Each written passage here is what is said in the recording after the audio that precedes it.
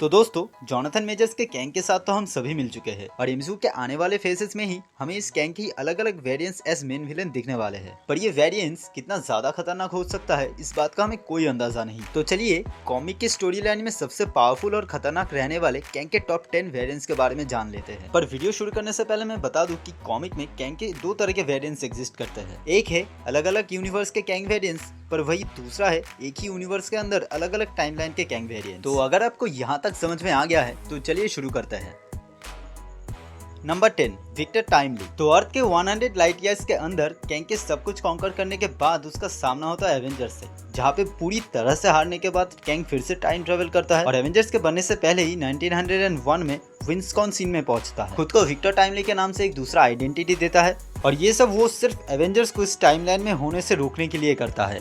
और कैंग का ये वेरिएंट इतना ज्यादा इंटेलिजेंट था कि अपने एडवांस टेक की मदद से यहाँ पे एडवांस टेक और रोबोटिक्स का फैक्ट्रीज ओपन करता है, टाइमली सिटी नाम का एक फ्यूचरिस्टिक सिटी को एस्टैब्लिश करता है और उस सिटी का मेयर भी वो खुद बनता है। और आगे चलकर कैंग का यही वेरिएंट क्रोनोपोलिस को भी एस्टैब्लिश करता है और लोकी के सीजन 2 में हम कैंग के इसी वेरिएंट को एज मेन विलेन देखने वाले हैं। नंबर 9, रामाटोट।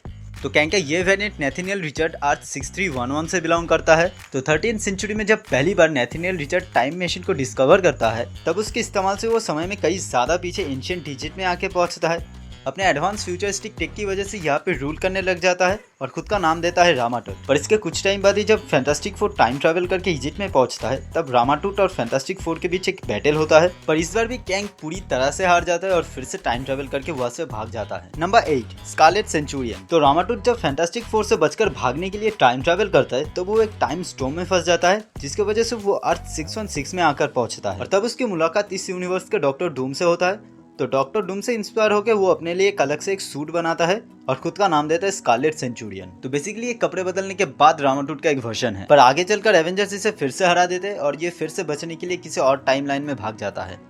Number 7, Kang 2099। तो कैंग का ये वेरिएंट अर्थ 34295 से बिलोंग करता है, जिसकी कहानी थोड़ा सा फ्यूचर में टेक प्लेस करता है। पर ये टाइमलाइन कुछ ऐसा था जहाँ पे कैंग सब कुछ अचीव कर लिया था। हालांकि कैंग का ये वेरिएंट भी बाद में जाकर पूरी तरह से हार जाता है, पर फिर भी ये वेरिएंट हमें इस बात का एक छोटी सी झलक दिखा देता है कि अगर कैंग चाहे तो क्या कुछ कर सकता है। अब कैंग का ये वाला वेरिएंट स्पाइडरमैन 2099 और सीक्रेट वॉर्स 2099 के स्टोरी लाइन में भी अपीयर हो चुका है। Number 6, doom the annihilating conqueror. तो कैंग का ये वेरिएंट कैंग के सबसे पावरफुल और खतरनाक वर्जन्स में से एक है, क्योंकि कैंग के इस वेरिएंट के पास आयरन लैड, डॉक्टर डूम और एनाहिलिस की कॉम्बाइनिंग पावर होती है और ये कैंग के बाकी के वेरिएंट्स की तरह ही टाइम ट्रैवल का कैपेबिलिटी भी रखता है और साथ ही साथ डॉक्टर डूम का इंटेलेक्ट और मिस्टिक आर्ट्स, एनाहिलिस का कॉस्मिक पावर भी इसे और भी ज्यादा ताकतवर बनाता है। Number 5, Iron Lad. दरअसल कैंग को एक वक्त पे आके ऐसा लगता है कि अगर उसे पावर्स बहुत पहले मिल जाती तो चीजें उसके लिए बहुत ज्यादा आसान होता। तो वो टाइम ट्रेवल करके अपने यंग वर्जन से मिलता है, उसे अपने बारे में बताता है और उसे एक सूट भी देता है। पर नेथनियल के यंग वर्जन कैंग को देखकर बहुत ज्यादा हैरान हो जाता है, तो इसी वजह से वो कैंग के ऊपर एक जबरदस्त ब्लास्ट करता है, जिसके बाद वो टाइम में पीछे जाकर एवेंजर्स को ज्वाइन करता है, विजन को रिक्रिएट करता है और खुद का नाम रखता है आयरन लैड। और जब कैंग इस वाले टाइमलाइन में आता है तब वो सब मिलकर कैंग को हरा देते हैं, पर इसके कुछ टाइम बाद ही नेथनियल फिर से टाइम को कॉन्कर करने लग जाता है। Number 4, Kang the conqueror. तो कैंग द कॉन्करर कॉमिक के हर एक कैंग वेरिएंट्स में से सबसे ज्यादा इंपॉर्टेंट है, क्योंकि कैंग का यही वेरिएंट सबसे पहले टाइम ट्रैवल को डिस्कवर करता है और टाइम ट्रैवल करके टाइमलाइन को अल्टर करता है, जिसकी वजह से कई सारे अल्टरनेट कैंग्स एग्जिस्टेंस में आ जाते हैं। तो रामाटूट के स्कारलेट सेंचुरियन बनने के कुछ टाइम बाद जब वो फिर से टाइम ट्रैवल करता है तब वो फिर से ओवरशूट करके बहुत ज्यादा फ्यूचर में 14th सेंचुरी में पहुंचता है, जहाँ पे एक भयानक वार चल रहा होता है और स्कारलेट सेंचुरियन तब यही से पूरी यूनिवर्स को कॉन्कर करने लग जाता है और खुद का नाम देता है कैंग द कॉन्करर। नंबर 3, इमोर्टस। तो जैसे हमने लोकी के सीरीज में ही हू रिमेन्स को देखा जो कैंग का एक दूसरा वर्जन था, तो बिल्कुल वैसे ही कॉमिक में इमोर्टस नाम का भी कैंग का एक दूसरा वेरिएंट एग्जिस्ट करता है, पर उसका काम टाइमलाइन को डिस्ट्रॉय नहीं बल्कि टाइमलाइन को प्रिजर्व करना होता है। तो कॉमिक में एक वक्त में आके कैंग को ये यूनिवर्स कॉन्कर करने वाली बात बहुत ज्यादा बोर लगने लग जाती है और वो ये सब छोड़ के एक सिंपल सा लाइफ जीना चाहता है। पर तभी उसकी मुलाकात कॉमिक के टाइम कीपर से होता है, जो कैंग को टाइमलाइन को डिस्ट्रॉय करने की बजाय उसे प्रिजर्व करने के लिए एक डील देते हैं, जिसके बदले कैंग को मिलेगा इमॉर्टलिटी। तो इसके बाद कैंग इस ऑफर को एक्सेप्ट करता है और खुद का नाम रख लेता है इमोर्टस। तो बेसिकली इमोर्टस प्राइम कैंग का ही एक फ्यूचर वर्जन होता है जो सीक्रेट टाइमलाइन को प्रिजर्व करने का काम करता है।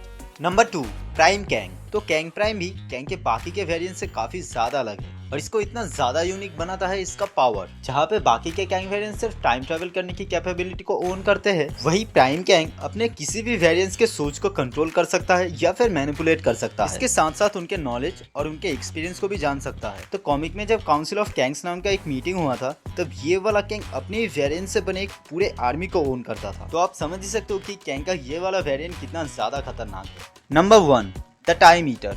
तो कैंग का ये वाला वेरिएंट कॉमिक में सबसे ज्यादा पावरफुल कैंग वेरिएंट है, जो अर्थ 18854 से बिलोंग करता है। दरअसल इसके यूनिवर्स में गैलेक्टस जब अर्थ पे आता है, तब कैंग का ये वेरिएंट गैलेक्टस को पूरी तरह से हरा देता है और साथ ही साथ उसके सारे पावर्स को भी एब्जॉर्ब कर लेता है। जिसके बाद कैंग के इस वेरिएंट के पास गैलेक्टस लेवल की कॉस्मिक पावर आ जाती है और तब वो अलग अलग यूनिवर्स में ट्रैवल करके गैलेक्टस के अलग अलग वेरिएंट्स को भी मारने लग जाता है और धीरे धीरे मल्टीवर्स लेवल का एक थ्रेट बन जाता है। पर इसके कुछ टाइम बाद ही एक्साइल नाम का एक सुपर हीरो टीम आकर इस कैंग को यहीं पे हरा देता है।